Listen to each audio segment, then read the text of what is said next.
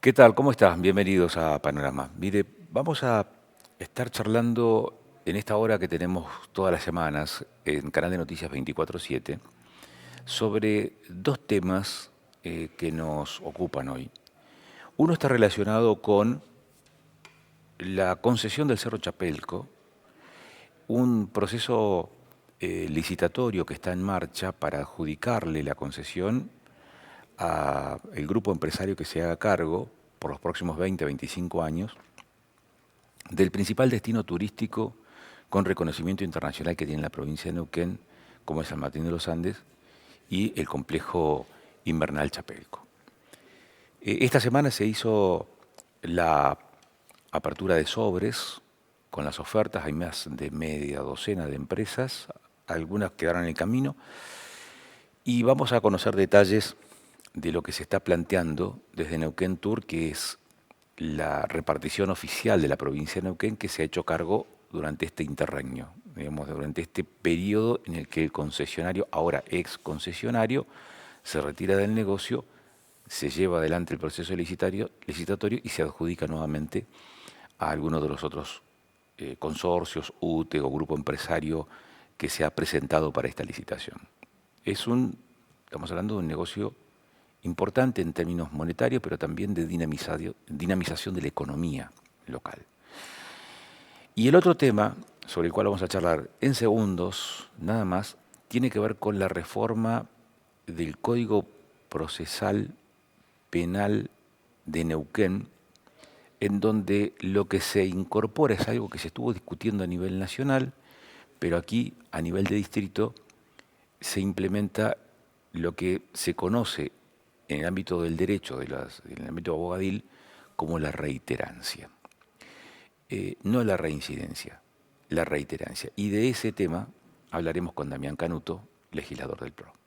El tema de la reiterancia, que suena muy parecido a la reincidencia, pero tiene matices diferentes, es una nueva figura que está en discusión hoy a nivel nacional, pero también en cada una de las jurisdicciones. Y Neuquén no es la excepción. Vamos a conocer qué significa hablar de reiterancia y qué es lo que va a poder abordar esto en el funcionamiento de la justicia penal. Está con nosotros Damián Canuto, que es legislador en la provincia de Neuquén por el PRO y es además uno de los impulsores de la iniciativa. Damián, gracias por estos minutos. Gracias a vos, Agustín, un gusto. Te pido una intervención pedagógica. Distinguime reiterancia de reincidencia. Bien. La reiterancia es ante todo una figura o un instituto que es procesal penal que permite, dadas determinadas condiciones objetivas, disponer la prisión preventiva de una persona, de un sujeto que está inmerso en un proceso penal. La reincidencia, en cambio, es una causal de agravante para la pena. Es decir, cuando por aplicación del derecho de fondo penal a una persona, previo imputación, previo investigación, se le imputa la comisión de un delito, si esa persona tiene a su vez el antecedente de una condena por delitos anteriores, similares, distintos, cualquiera sea su gravedad, por la reincidencia la pena del nuevo delito se va a agravar, ¿sí? Es decir, la ley lo contempla como un agravante, es como que la ley penal castiga con más severidad a quien, estando imputado e investigado y a quien se habrá de condenar por un determinado delito, se determina que ya había sido a su vez condenado en un periodo de tiempo determinado, ¿sí? Es decir, también la ley hace un corte en función del tiempo transcurrido. La reiterancia, en cambio, lo que describe es, como decía, una condición objetiva. ¿Cuál es? La de una persona que, no estando condenada todavía, está investigada por dos o más delitos. Nosotros lo solemos ejemplificar diciendo, es el tipo que está claramente identificado como un delincuente consuetudinario o como una persona que delinque sistemáticamente, casi como si esto fuera un oficio, y sabemos que existe, lamentablemente existe esto, de las personas que se dedican al delito, que quizás es identificado una primera vez por un delito identificado una segunda vez por un delito, identificado en tercera ocasión por un delito, pero cada vez que el sistema lo identifica, lo procesa, incluso lo imputa, como todavía no tiene condena firme esa persona, como entra, sale. En ese entra-sale sabemos de qué hablamos. La gente suele llamar... La puerta giratoria. La puerta giratoria. Es decir, y está bien que entre y salga. Bueno, para el sistema, en tanto rige el principio de presunción de inocencia, estaría bien, porque mientras no esté condenado no tiene por qué estar presa la persona. Un principio de libertad, que es un principio, por supuesto, importante, del cual nadie reniega. Pero ¿qué es lo que pasa? Que entró una vez, que entró 2 veces, esa persona sigue delinquiendo, a pesar de haber sido identificado, traído a la comisaría, llevado a fiscalía, procesado, imputado, va a volver a salir. ¿Qué resuelve la reiterancia? Esto, el que si yo ya puedo identificar que hay 2 o más delitos por los que se lo investiga, identifica, imputa, el juez pueda disponer, porque está la condición objetiva, la detención preventiva de esa persona. Detención preventiva que no es condena, pero que permite a la persona privarla transitoriamente de su libertad. ¿Para qué? Para que no siga delinquiendo. Ahora, ¿cómo se interpreta? Porque el Instituto de la Prisión Preventiva tiene 2 fundamentos, y es el entorpecimiento de la investigación o la fuga. Cuando un distrito, como en este caso en Neuquén, dice, bueno, pero también puede ser esto otro, como por ejemplo la reiterancia, ¿no está modificando una legislación de fondo? No, no, no. Al contrario, el artículo 114 es procesal y contempla, y te agrego uno, el que bien vos dijiste. Dijiste entorpecimiento del proceso, el riesgo de fuga, y allá por el 16-17 habíamos incorporado, tuve participación en esa reforma, que fue muy resistida, por cierto, porque se creía que con esto se afectaba la homogeneidad del código, y se había incorporado el riesgo de la víctima, que era muy importante, porque lo que sucedía en muchos casos que no había peligro de fuga, que no había entorpecimiento, pero el criminal que quizás estaba libre estaba afectando la vida de la víctima o de los familiares de la víctima, cuando la víctima quizás ya no existía, cuando ya no vivía. ¿Eso no es sobreabundante con el riesgo de entorpecimiento de la investigación? No, porque no contemplaba, justamente, porque no se consideraba como un entorpecimiento del proceso, como no encajaba objetivamente en esa causal. ¿Qué se hizo? Se incorporó esta causal objetiva. Se dijo, a veces no se entorpece el proceso, a veces no hay riesgo de fuga, pero el tipo sigue amenazando a la víctima o sigue amenazando a la familia de la víctima. Pues y eso lo tenés en el Código Procesal Penal. Claro, eso lo incorporamos. De la provincia. Exacto, lo incorporamos. De la misma manera, hoy lo que se pretende crear es una nueva causal objetiva. Quizá la persona no importa riesgo de fuga, quizá la persona no entorpece el proceso, quizá la persona no está amenazando a la víctima ni a sus familiares, pero está delinquiendo sistemáticamente. Es decir, sale todos los días a delinquir. Lo detuviste una vez, lo soltaste porque no hay una condena, porque no hay alguna de estas 3 causales que acabo de enumerar, y sigue delinquiendo. Pues si se da esa causal objetiva de que la persona sigue delinquiendo, que cometió 2, 3 más delitos, que una vez que vos la puedas identificar, con 2 sería suficiente, que el fiscal pueda decir, mira, si a este tipo ya lo detuvimos una vez, lo volvemos a detener. Circunstancias similares, parecidas, distintas, no importa. En un caso fue robo a mano armada, en otro caso es abuso, en otro caso es lo que fuera, cualquier delito. Detengámoslo, señor juez.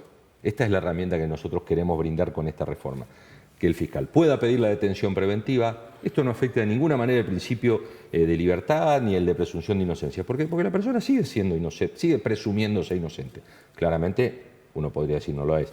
En esto me gusta citar a un especialista que una vez me dijo, Damián, que se presuma inocente no significa que lo sea. Y es un poco un razonamiento brutal, pero es así. La presunción de inocencia es una abstracción, lo necesitamos para el sistema penal. Necesitamos saber que somos inocentes hasta que una condena diga lo contrario.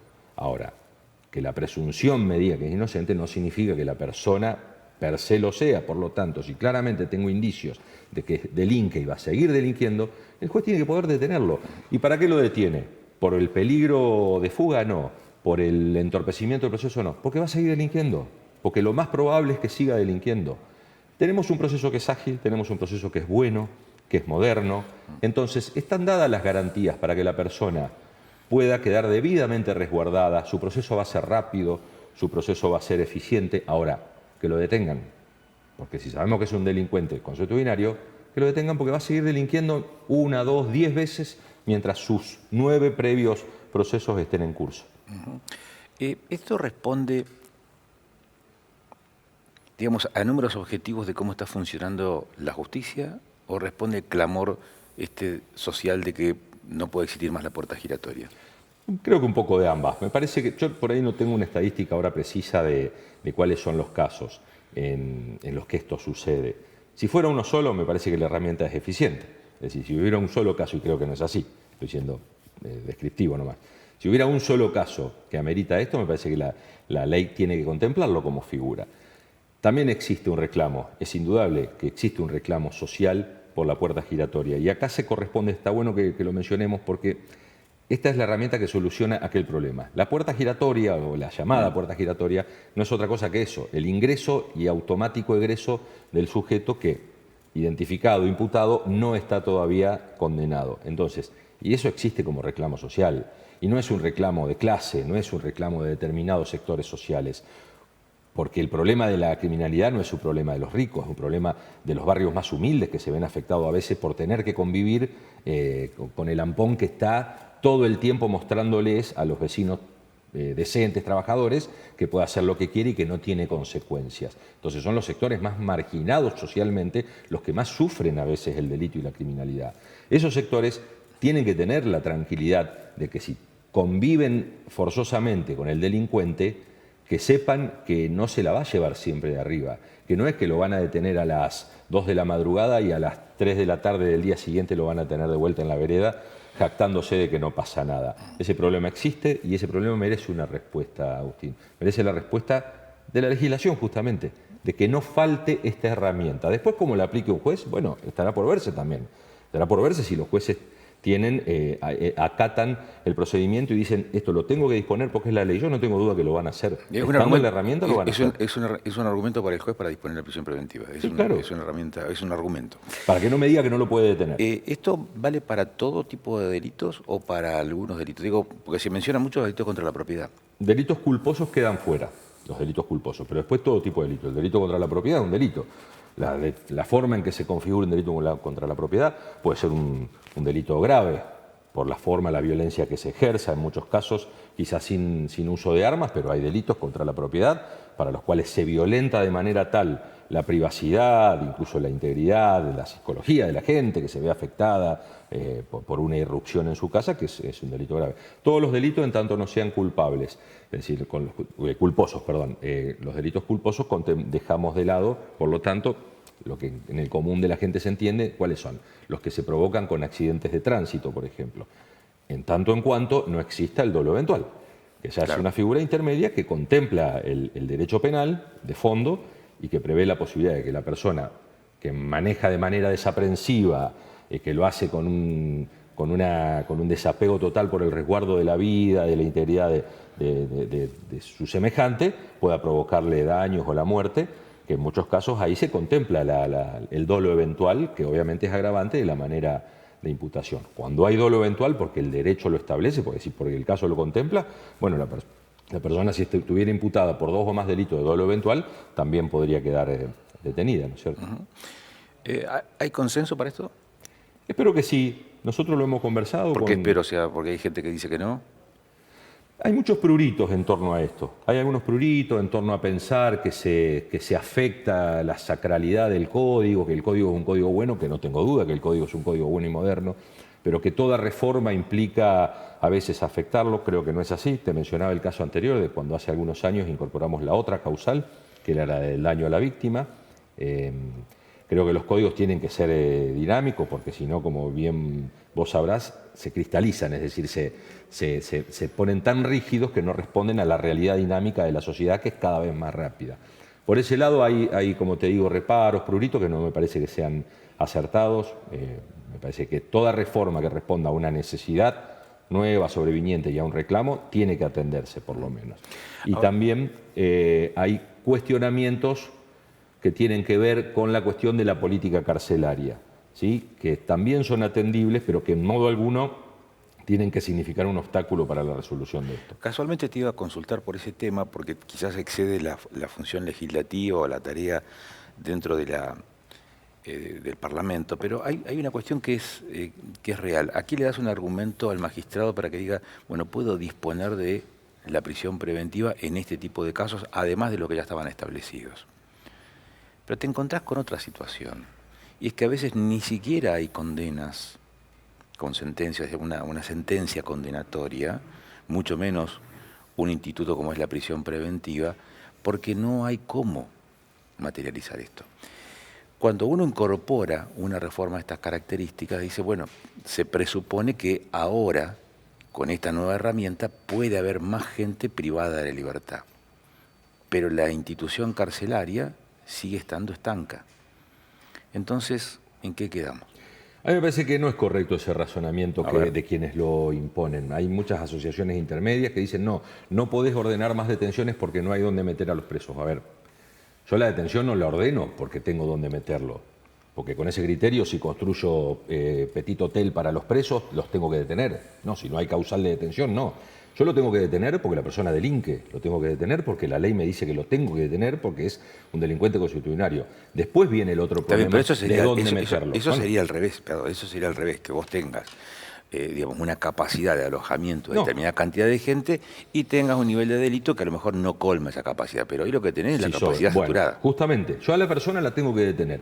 Este problema pretende resolver la reiterancia. Si después, porque establezco la regla de la reiterancia y porque existen más detenciones, se agrava el problema carcelario, pues bueno, abordemos también simultáneamente el problema de la población carcelaria y de las condiciones de detención.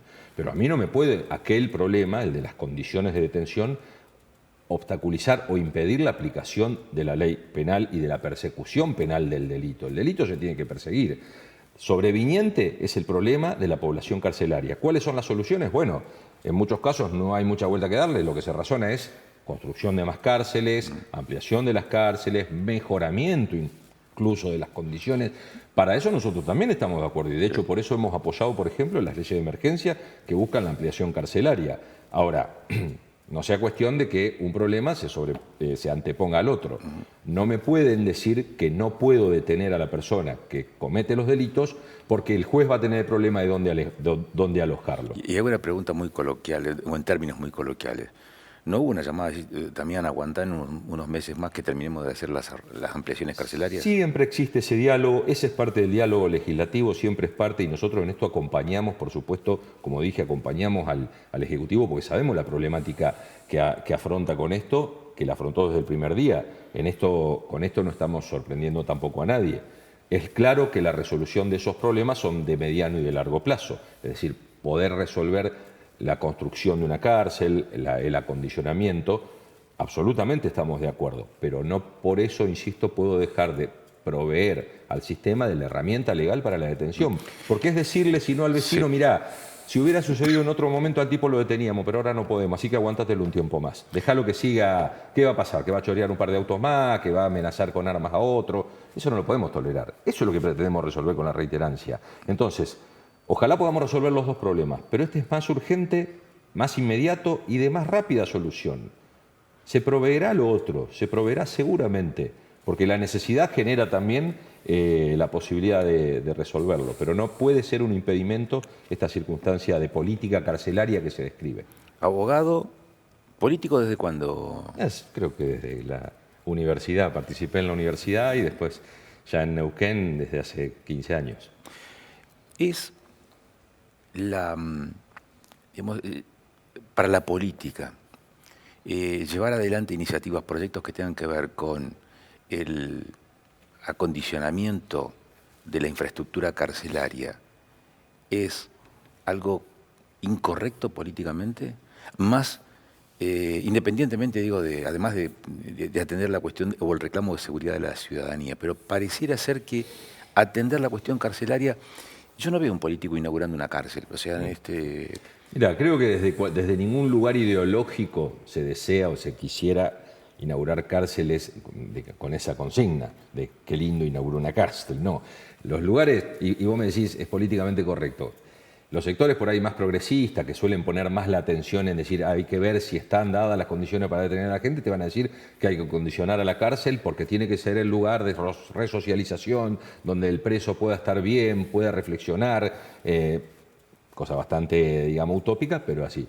Los sectores más de derecha te van a decir, no, necesito cárceles que me garanticen que el preso no se va a fugar y que me garanticen que esa persona va a estar con todo el peso de la ley. Parecieran ser razones antagónicas y sin embargo las dos son razones válidas para un sistema carcelario. El sistema carcelario es antinatural, esto ya corre por mi cuenta, no pretendo hacer filosofía, pero el sistema punitivo y carcelario es antinatural. Ahora, es la única forma que encontró la humanidad en miles de años para resolver el problema del tipo que comete delitos. ¿Cuál es? Detenerlo, enjaularlo. Suena feroz, suena horrible, pero es así, detenerlo. Después vino la teoría penal y la teoría de la reinserción que me dice, pero mucho después, hace un par de siglos, me dice, no, lo detenemos porque lo queremos resocializar. Sí, perfecto, bárbaro que lo querés resocializar, enhorabuena, para eso lo haces, pero también lo detenés porque necesitas detenerlo.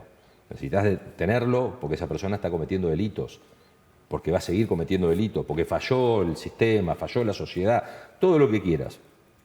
Si se quiere, por eso te digo, es todo una cuestión de filosofía jurídica del derecho, pero lo necesitas detener, Agustín, y nadie puede decir lo contrario, porque incluso ni el más antipunitivista te va a negar la necesidad de frente al criminal consuetudinario de la sociedad que tiene de detenerlo.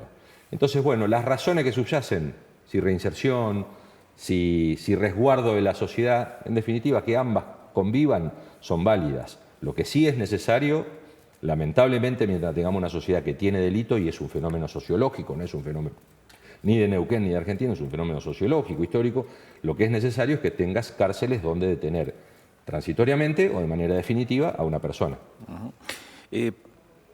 Imagino que el proyecto es un proyecto no muy extenso, no es la reforma del Código Civil, del Código Procesal Civil o de Familia, ¿no? Me parece que esto es muy puntual. Sí. ¿Y va de la mano con esa otra reforma de los Códigos Civiles y Procesal Civil y de Familia de la provincia de Neuquén? No está atado, juntos, es otra cuestión distinta, no está atado, creo que lo podemos resolver antes. Creo que lo podemos resolver más rápido. Me parece que acá, y un poco también volviendo a una de tus preguntas, obviamente estaremos atentos al consenso que haya con el Ejecutivo. Nosotros no somos, desde nuestro bloque, no es que tiramos los temas por tirarlo, no nos interesa esto de por ahí hacer política con un tema y que no salga, nos interesa que salga. Es decir, que se discuta esto es para que el proyecto salga porque creemos que es positivo. Si eventualmente existiera una mayoría legislativa que dice no, de ninguna manera vamos a aceptar esto, bueno, fijaremos posición, por lo menos podremos, sí, en ese caso, decirle a la ciudadanía, bueno, sí, esta figura la intentamos. No es que queremos con esto solamente salvar la ropa, queremos aportar una herramienta que estamos convencidos es positiva desde todo punto de vista para el sistema penal, ¿no? Para el sistema de imputación y de detención de personas, entiéndase, no es que en esto en sí mismo sea una cuestión que nos alegra, pero es necesario. Entonces, volviendo, necesitamos el consenso, creemos que vamos a lograr ese consenso porque vamos con esto a acompañar a una mejora en la política carcelaria de la provincia, independientemente de las estadísticas. Lo que procuramos es que la seguridad de Neuquén pueda mejorar. Con esto estamos aportando una herramienta que mañana, habiéndose implementado, por ejemplo, una política como esta, no tengamos que escuchar que de pronto un agente judicial nos dice, ah, no, yo a esta persona no la puedo detener porque no está la ley. ¿Y por qué no está la ley? Porque los legisladores no la dispusieron. No, acá está la ley, la herramienta la tenés. Si tu función es investigar, perseguir, detener incluso a una persona, hacelo porque el mandato social, el mandato político es ese, el de que persigas el delito.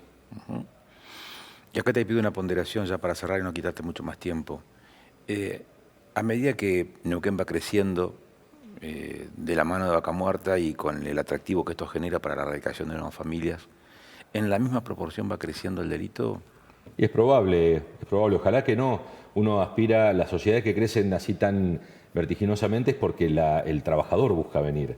Es decir, todos los que hemos migrado en alguna ocasión sabemos que lo que buscamos son mejores condiciones. Yo mismo me considero un migrante interno en el país y todo lo que buscamos es condiciones. Nuestros abuelos que venían no eran los liberados de la cárcel, era gente que buscaba mejores condiciones, que en el paquete a veces puede venir gente que se aprovecha de esta situación. Y sí, sucede también, sucede que en una proporción determinada vienen personas que aprovechan el florecimiento económico para delinquir. Pero esa no es ni puede ser la regla de la lógica con la que funciona la sociedad. La sociedad neuquina está ante un enorme desafío, que es el crecimiento demográfico exponencial. Y ese crecimiento demográfico no solo nos plantea el dilema de la seguridad, también el de la salud. El gobernador habla todo el tiempo de la necesidad que tenemos de poner la atención en el reclamo, en la demanda social que vamos a tener en unos años, en cuestión habitacional, en cuestión de salud, porque a veces se cree que es solamente mantener el statu quo. ¿Y qué vamos a hacer cuando tengamos, en cuestión de quizá 10 años, un 15, un 20% más de población? ¿Dónde vamos a poner, por ejemplo, o dónde vamos a ubicar, o qué escuela va a estar en condiciones de otorgarle matrícula a los chicos? Entonces ahí hay un enorme desafío que el gobernador, por ejemplo, está enfrentando a partir de proyectar el crecimiento. Y bueno, en ese paquete entra también, necesito construir 50 escuelas más, y es posible que quizá necesite también construir centros de detención, por ejemplo, como puede ser una cárcel. Bueno, por ahí estamos hablando, cuando hablamos de construir una cárcel, de esto que vos decías, siempre tiene una connotación negativa. Pero hay que prever las condiciones de detención, porque está dentro de las variables que te va a presentar el crecimiento demográfico. Gracias por estos minutos, Damián. No, a vos, Agustín, siempre un gusto. Bueno.